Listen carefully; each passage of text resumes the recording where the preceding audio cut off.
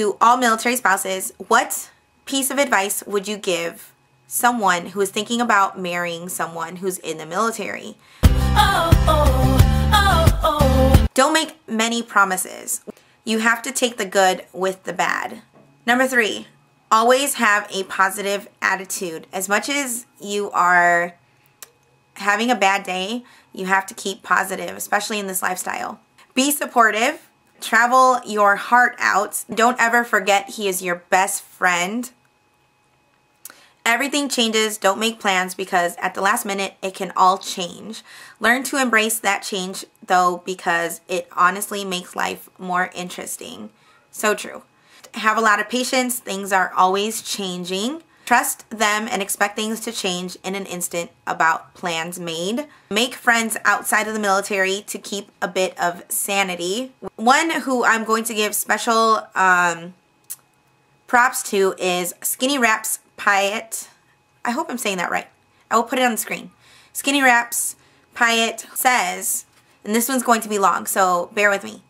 We are not just wives or husbands. We are the personal secretaries, the answering service, the alarm clock, the dry cleaner, to uniforms that weigh a ton and have way too much Velcro. The organizer for more paperwork than I have ever seen in my life. We make doubles and triples of everything, and then just to make sure we cover our bases, we make 5 more. We have to understand that when duty calls at 4 a.m. or midnight, duty calls. We get mad, but they don't know that. We come on here and bleep to people who understand, because even though we know it's their job, it gets lonely. In Korea, we walked to a base to take a bus, to take a cab for a trip to the commissary that would have taken 5 minutes if we had a car. We make appointments for 2 that we end up handling alone, and dinners for 2 that end up as 1. We pack alone, tie up the loose ends, take care of the animals, and God bless those single moms, because no matter how amazing your husband is, it's you and the little one most of the time. We travel alone a lot. And then when it's all said and done we do it all over again the next day. But we appreciate more. We know that the small fights are not worth it. Being pissed off and upset, I sit there and I think to myself, this is not his fault, and grab his hand because I don't want to waste my day with him not knowing when I can come and visit again. A lot of the times I feel like I should be on bipolar medication because I know I'm mad. And I was just swearing, but ha ha ha, it's okay. The love is stronger for a lot of couples, and the little things just don't matter. We laugh at the clothes all over the floors, and instead of yelling, give them their own G.I. Joe room. This life flies by. It's been almost a year now, and it feels like just last night I was in tears because he was leaving for basic training. It's hard, it's frustrating and annoying, and it's the only job in the world I know of that I need a special ID and a POA just to make it through. But I would not give up this experience for anything. I'm the proudest I have ever been, and it won't be forever. So here is making the best of what is now. If you are looking for this person, she has a blog. So I will link her blog down below so you can check out any other posts and marriage advice that she gives. But I thought it was really cool that she added this into our conversation. So next one is always remember the mission comes first. Get used to late nights and depending on MOS and duty station. Many nights alone. Cherish every moment together. Don't be afraid of change, and be the best base is the one you left and the worst is the next one. And Deborah Stewart Miller, you probably know her from Deb the Makeup Noob, says, make sure it's for true love and not for the excitement of living the military life and having a hot man in uniform. It's way more than that, and at the end of the day, love is what you have to hold. So true. And another one is really understand what you're getting into. Don't marry for the benefits or because you think it will be cool. Next one, learn independence. You're alone so much. Life gets a little crazy, but when you see them again, it's like falling in love all over again. And Lindsay from XO Love Lindsay says, when you're feeling your weakest is when you have to be your strongest. And next one is, be patient. Nothing is set in stone with the military. And basically, I'm just going to say, for those who are planning on getting married into the military, know your stuff. By that I mean, get to know what your husband does. Get to know his MOS. Some people or some women or some men feel like because they're not in the military, they shouldn't or don't have to know about certain regulations, rules, traditions, any of that stuff, because they're the ones that are not in the military. But personally, I feel like I do need to learn about what my husband does. I do need to know who their chain of command is. Not because, oh, I'm going to go and tell on my husband for, you know, some weird reason or whatever. No.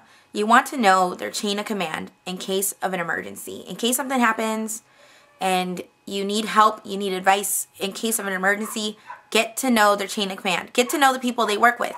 Get to know their families.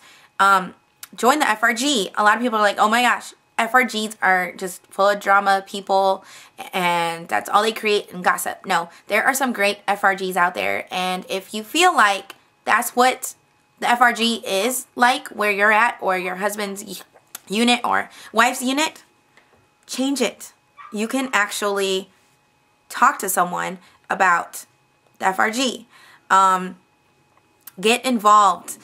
Get involved with what your spouse does in the military, because it's really important to them, and I'm sure you would want them to be involved in whatever you enjoy or whatever you do as a living.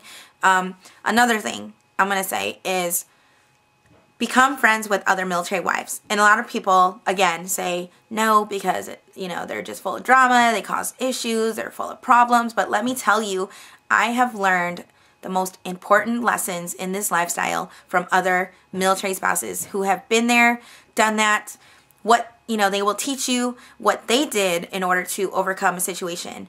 They will teach you on how to get through a deployment, on how to get through the unplanned, eventful type lifestyle that this is. The military lifestyle is very challenging. So making friends who have already been there and done that to help you out is the best thing you could probably do. Don't shy away from not getting involved or becoming friends with other military wives because you feel like they are nothing but drama. Because, like I said, I've learned the greatest lessons from military wives who have been in this lifestyle way longer than me. I have learned from military wives who have just started in this lifestyle and how they dealt with certain situations, because everyone's life is different. And so that's my piece of advice for right now, is to become knowledgeable and to become friends with other spouses and to join groups, to talk, to communicate, to help out other military spouses, because one day you might need that help from someone else. And so with that said, I really hope you enjoyed this. I really hope you've learned some awesome advice if you're thinking about marrying into the military. And if you need any more advice, definitely check out More Than a Military Spouse on Facebook. I will leave the link down below.